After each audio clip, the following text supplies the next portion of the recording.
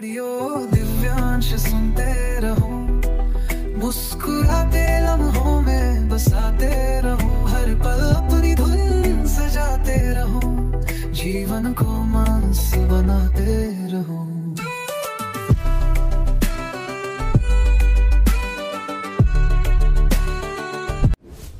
मैत्रीचं नातं या जगात सर्वात अनोखं मानलं जातं।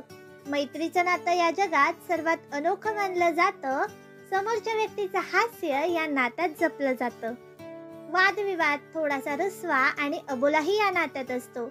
वादविवाद थोडासा रुसवा आणि अबोलाही या नात्यात असतो।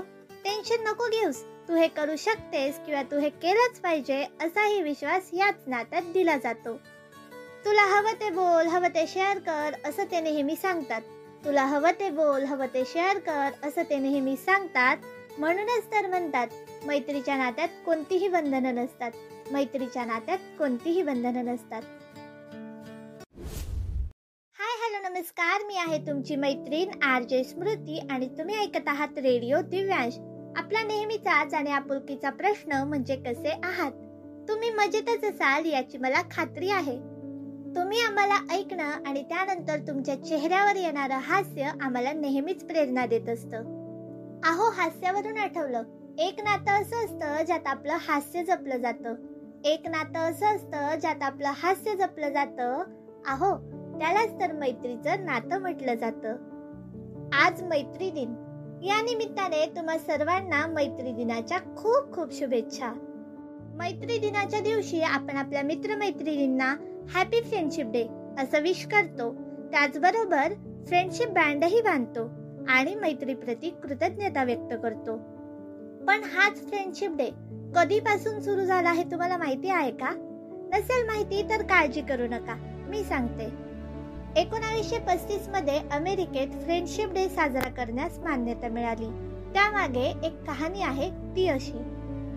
ऑगस्ट महिन्याच्या पहिल्या रविवारी एका व्यक्तीची हत्या करण्यात आली। ही घटना ऐकून त्या व्यक्तीच्या मित्राला फार दुःख झाले। परिणामतः त्याने आत्महत्या केली। हे मित्रप्रेम पाहून अमेरिकेने फ्रेंडशिप डे साजरा करण्यास मान्यता दिली। पुढे 1958 मध्ये पॅराग्वे येथे डॉक्टर रामोन आर्टेमियो ब्राचो यांनी आंतरराष्ट्रीय मैत्री दिनाचा प्रस्ताव ठेवला आणि त्याला मान्यताही मिळाली। या काही घटनांनंतरच ऑगस्ट महिन्याच्या पहिल्या रविवारी भारत आणि अन्य काही देशांमध्ये फ्रेंडशिप डे साजरा केला जाऊ लागला। मैत्रीचं नातं हे रक्ताचं नातं नसलं तरी रक्ताच्या नात्यापेक्षाही श्रेष्ठ मानलं जातं। मैत्रीची व्याख्या ही प्रत्येकानुसार वेगवेगळी असू शकते, परंतु प्रेम, आदर, विश्वास आणि वचनबद्धता हे सर्व कोणत्याही मैत्रीच्या नात्याचा पाया मानलं जातं। आपल्या आयुष्यात काका काकी, मामा मामी, आत्या मावशी अशी अनेक नाती असतात, पण त्यातल्या त्यात मैत्रीचं नातं हे सगळ्यात वेगळं मानलं जातं। आपल्या आयुष्यातील सुखदुःख, यश अपयश, मनातील गोंधळ किंवा मनातील कुठलीही भावना आपण मित्रमैत्रिणींशी सहजपणे शेअर करत असतो। आपण कधी कधी उगाचच त्यांच्यावर रागवतो किंवा कधीतरी त्यांच्यावर रुसूनही बसतो। काही परिस्थितीत तर आपण रागाच्या भरात त्यांचा नंबरही ब्लॉक करतो। पण एवढं होऊ नये, ते आपल्याला समजून घेतात आणि पूर्वीसारखं आपल्याशी बोलायला येतात। हे सर्व फक्त मैत्रीच्या नात्यातच होऊ शकतं। डोळे बंद करून विश्वास ठेवावा असा एक तरी मित्र आपल्या आयुष्यात नक्की असावा।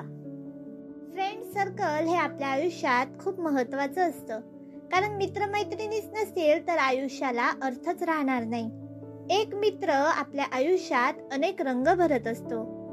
मैत्री करण्यासाठी कोणतीही मर्यादा नसते। याबद्दल तुम्हाला काय वाटतं? सुनते रहो, मुस्कुराते रहो, हर पल को प्यार से सजाते रहो, कभी मस्ती कभी बातों का रंग, रेडियो दिव्यांश की संग।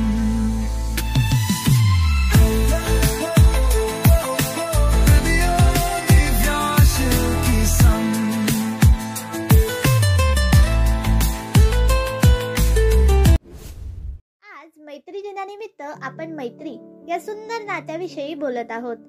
मैत्री करण्यासाठी वय, धर्म, लिंग किंवा जात अशी कुठलीही मर्यादा नसते. श्रीकृष्ण आणि सुदामाची कहाणी ही फक्त कहाणी नाही, तर तो एक मैत्रीचा आदर्श आहे.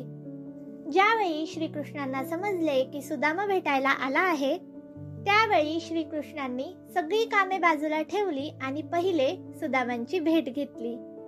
या कहाणीवरून श्रीमंत किंवा गरीब असाही भेद मैत्रीत नसतो हे स्पष्ट होते. मैत्री आपल्या आयुष्याच्या प्रत्येक टप्प्यावर महत्त्वाची भूमिका बजावते. बालपणातील मैत्री ही निरागस असते. एकमेकांचा डब्बा संपवणे, एक बिस्किट अर्ध अर्ध करून खाणे, एकमेकांच्या खोड्या करणे, यात वेगळाच आनंद मिळतो. कॉलेजच्या कॅन्टीन मध्ये बसून कटिंग चहाचा आस्वाद घेणे, मित्रमैत्रिणींसोबत मूवी एन्जॉय करणे, एक्झाम्सच्या 2 दिवस आधी त्याच मित्रमैत्रिणींसोबत अभ्यास करणे, यातही एक वेगळीच गंमत असते. ऑफिस मधलं एखादं काम राहिलं की आपण ए मित्रा एवढं करतोस का, हे जेव्हा आपण हक्काने म्हणतो ना, तेव्हा या मागेही मैत्रीचीच भावना असते. बघितलं, मैत्री या नात्यामध्ये काय काय दडलेलं आहे. मैत्रीचं आणखी एक नातं असतं बरं का, ते म्हणजे आजी आजोबा आणि नातवंडाचं नातं. हे एकमेकांचे खूप घट्ट मित्र असतात बरं का. आई बाबा ओरडले की नातवंड आजी आजोबांच्या मागे जाऊन लपतात आणि आजी आजोबाही त्यांना एका मित्रासारखं प्रोटेक्ट करतात. मैत्री टिकण्यासाठी संवाद खूप महत्वाचा असतो, पण हा संवादच आजकालच्या जगात कुठेतरी हरवला आहे. आजकालची पिढी कॉलवर गप्पा मारण्यापेक्षा मेसेजवर गप्पा मारण्यास प्राधान्य देत आहे. पण मला असं वाटतं की ज्या भावना बोलून व्यक्त होऊ शकतात त्या इमोजींच्या माध्यमातून व्यक्त होणं थोडंसं अवघडच आहे. म्हणून म्हणते, आज मैत्री दिनाच्या निमित्ताने का होईना आपल्या त्या जुन्या मित्रमैत्रिणींना कॉल करा आणि आपल्या त्या आठवणी जाग्या करा. जाता जाता एवढंच सांगेन, हे मैत्रीचं नातं खूप सुंदर आहे, फक्त त्याला ओळखा आणि त्याला जपा. पुन्हा एकदा तुम्हा सर्वांना मैत्री दिनाच्या खूप खूप शुभेच्छा. लवकरच भेटूया नवीन विषयासह. तोपर्यंत रेडिओ दिव्यांश ऐकत रहा, हसत रहा. एन्जॉय.